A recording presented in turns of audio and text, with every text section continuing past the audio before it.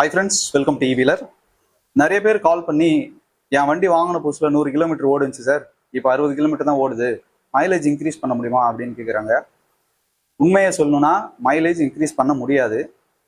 Electric வண்டி அப்படின்னாலே உங்களுக்கு வருஷத்துக்கு 10லேருந்து 15 கிலோமீட்டர் மைலேஜ் கம்மியாகும். இதை இன்க்ரீஸ் பண்ண முடியுமா அப்படின்னா இன்க்ரீஸ் பண்ண முடியாது.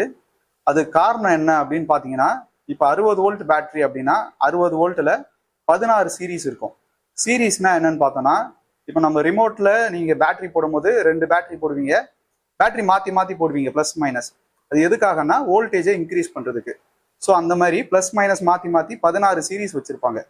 ஒரு சீரீஸுடைய வோல்டேஜ் பார்த்தீங்கன்னா 4.2 வோல்ட்டு.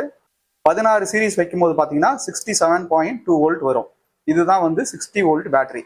இந்த 16 சீரீஸும் வோல்டேஜ் அன்பேலன்ஸ் ஆகும். அப்படி அன்பேலன்ஸ் ஆகும்போது தான் உங்களுக்கு வோல்டேஜ் ட்ராப் வரும், மைலேஜ் ட்ராப்பும் வரும். இது படிப்படியாக நடக்கும். இதை பேலன்சிங் பண்ணி இன்க்ரீஸ் பண்ண முடியுமா அப்படின்னா, பேலன்சிங் நீங்கள் பண்ணீங்கன்னா ஒரு 10 நாளைக்கு ஃபுல் வோல்ட் நிற்கும். ஃபர்ஸ்ட் அந்த மாதிரி மைலேஜ் வரும். ஒரு 10-15 நாள் கழிச்சு திருப்பி அது பழைய மாதிரி இறங்கிடும்.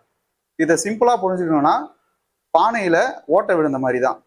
ஒரு 16 பானையை நீங்கள் வச்சுட்டு அதில் தண்ணி ஊற்றி, அதில் ஏதாவது ஒரு பானையில் தண்ணி லீக்கேஜ் இருந்தது அப்படின்னா அது எப்படி ஆட்டோமேட்டிக்காக தண்ணி குறையுமோ, அந்த மாதிரி அந்த 16 சீரீஸில் இருக்கிற பேட்டரிஸில் வீக்கான பேட்டரி வோல்டேஜ் குறைய ஆரம்பிக்கும். ஸோ இதனால தான் உங்களுக்கு அந்த மைலேஜ் ட்ராப் நடக்குது.